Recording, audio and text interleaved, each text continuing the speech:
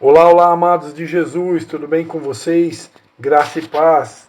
Pastor Christian passando aqui para gravar para vocês mais uma aula da nossa Escola de Líderes. Queremos gravar agora a 7ª lição do módulo 3 da Escola de Líderes, né? Estamos aí se preparando para conquistar os territórios, as geografias. E o tema da lição é o líder e a célula principal. Então, a partir desse momento, nós vamos começar a aprender um pouco mais sobre o líder e a célula principal. Você sabe qual que é a célula principal? É a família, né? A família do líder. Então, a gente vai estar aprendendo sobre isso a partir desse momento. Josué, capítulo 24, versículo 15, está escrito: porém, eu e a minha casa serviremos ao Senhor. Josué, capítulo 24, versículo 15. Porém, eu e a minha casa serviremos ao Senhor. Então, como sempre fazemos no início da lição, o nosso raciocínio por princípio, né? Nós gostamos sempre de fazer essa pontuação do raciocínio por princípio de acordo com cada lição. Então, raciocínio por princípio bíblico aplicado. Princípio do caráter. Provérbios, capítulo 3, versículo 12. A palavra de Deus diz: pois o Senhor disciplina a quem ama, assim como o pai faz ao filho de quem deseja o bem. Pois o Senhor disciplina quem ama, assim como o pai faz ao filho de quem deseja o bem. Provérbios 3, versículo 12. Princípio da mordomia. Escolhe a lã e o linho, e com prazer trabalha com as mãos. Cuida dos negócios de sua casa e não dá lugar à preguiça. Provérbios, leia Provérbios 31, do 13 ao 27. Romanos 8, 14. Porque todos que são guiados pelo Espírito de Deus são filhos de Deus. Princípio do semear e colher. Instrua a criança no caminho em que deve andar, e mesmo quando envelhecer, não se desviará dele. Preste atenção e ouça os ditados dos sábios, e aplique o coração ao seu ensino. Provérbios 22, versículos 6 e 17.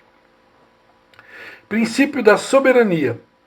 Quero, porém, que entendam que o cabeça de todo homem é Cristo, e o cabeça da mulher é o homem, e o cabeça de Cristo é Deus.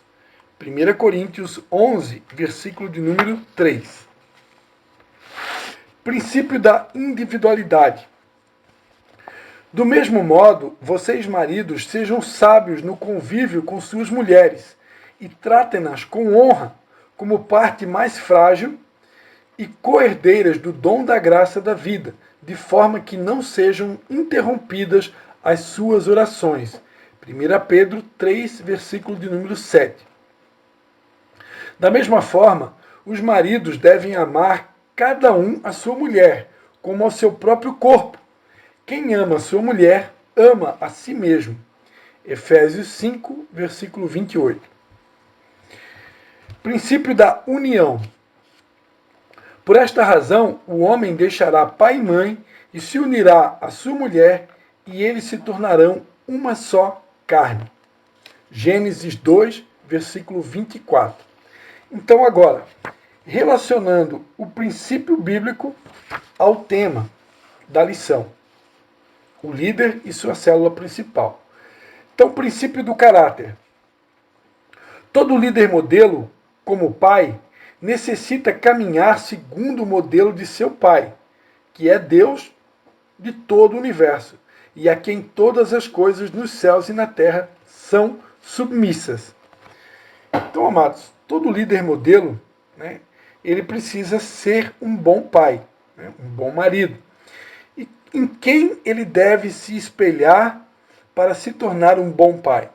Ele precisa caminhar segundo o modelo do Pai das Luzes, que é o nosso Deus, Pai, Criador dos céus e da terra, né? Que se manifesta, que se revela na pessoa do Pai, Filho e Espírito Santo. Então, Deus é o nosso modelo. Amém? Então ele, que é Deus, Criador de todo o universo, é a nossa fonte de inspiração. Assim como o nosso Pai se comporta, assim como o nosso Pai age e exerce para conosco a sua paternidade, da mesma forma é que eu devo revelar, manifestar a minha paternidade, primeiramente para com os meus filhos biológicos e também filhos espirituais. Princípio da mordomia. A mulher habilidosa investe sabiamente aquilo que foi providenciado pelo marido. Investe também diariamente tempo na oração e na palavra, buscando a orientação de Deus. Então, esse princípio da mordomia, né, vale tanto para a mulher como para o homem. Né? A mulher sábia, uma boa mordoma, né, na língua portuguesa,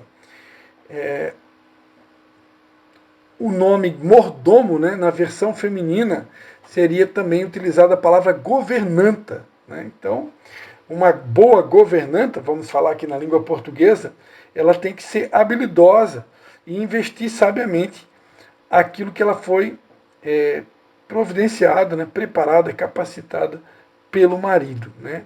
Uma boa governanta do lar, né, a Bíblia diz que a mulher sábia, né, edifica. Né? A mulher sábia, ela vai ter ouvidos atentos aos conselhos do seu marido e vai procurar se submeter à liderança do seu marido, principalmente quando ele é totalmente submisso a Cristo, né, que é o cabeça da igreja. Então, se o marido desta mulher é alguém temente a Deus, submisso a Cristo, ela pode e deve submeter a ela, submeter a esse marido, né, com tranquilidade, e assim certamente ela vai se tornar uma ótima governanta. E o marido também, para ser um bom mordomo do lar, ele precisa, né, se submeter a Cristo, se submeter à palavra, se submeter a Deus. Tanto essa mulher como esse homem, eles devem gastar tempo, né, diário de oração, de comunhão, né, na presença de Deus, procurando a orientação. É o conselho que Deus deu a Maria, né, que estava na casa de Lázaro, né, irmã de Marta. Na verdade, o conselho que Deus deu para Marta, né? Marta, Marta, você está ansiosa e preocupada com tantas coisas. No entanto, Maria, a sua irmã, escolheu a melhor parte, ao qual não lhe será tirada. E qual é essa boa parte? A boa parte que vai nos tornar excelentes mordomos é investir tempo em estar ouvindo a Jesus, se relacionando com Jesus, mantendo comunhão com Jesus, procurando conhecer intimamente a Jesus. Né? Esse texto está totalmente ligado ao texto que diz: buscai em primeiro lugar o reino de Deus e a sua justiça.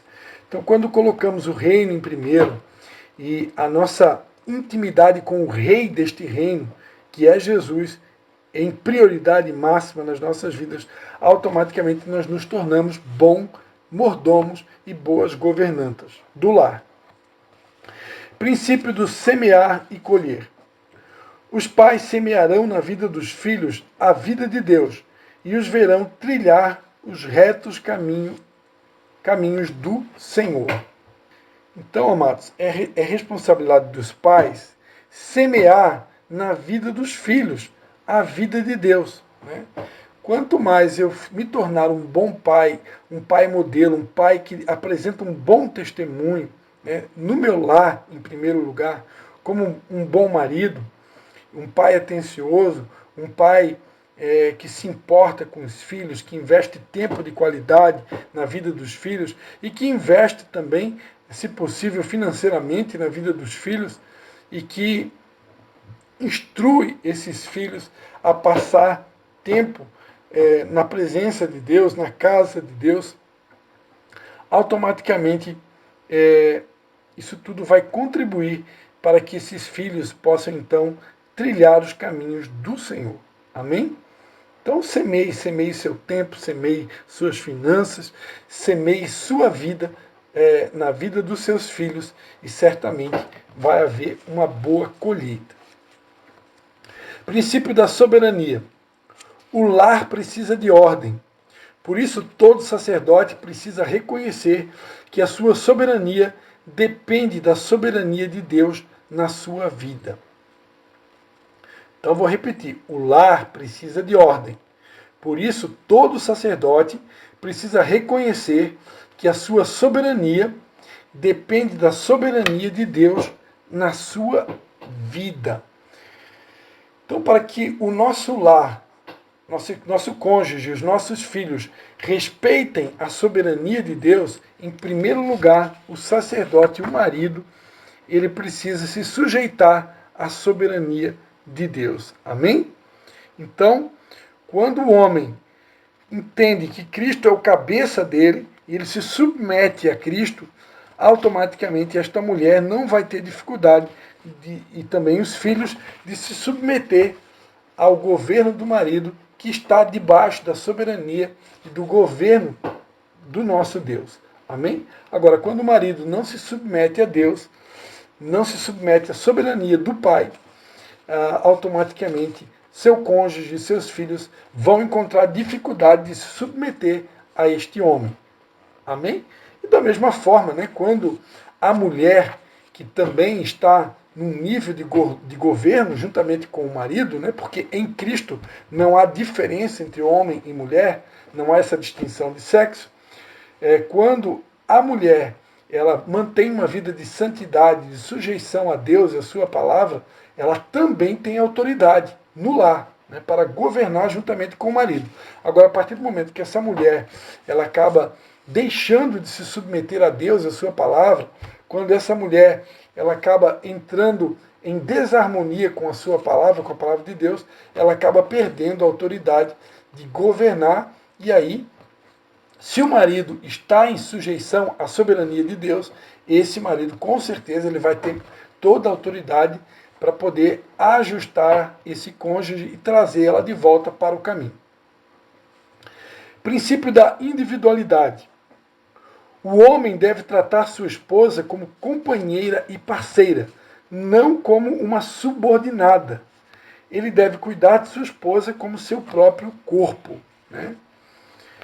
Como a gente viu aqui, né, o marido tem que amar a sua mulher como seu próprio corpo.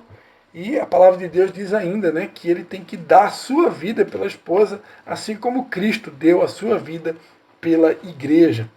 Então, amados, é nossa responsabilidade como maridos, em primeiro lugar, né, dar as nossas vidas pelo nosso cônjuge, cuidar do nosso cônjuge como se estivéssemos cuidando do nosso próprio corpo.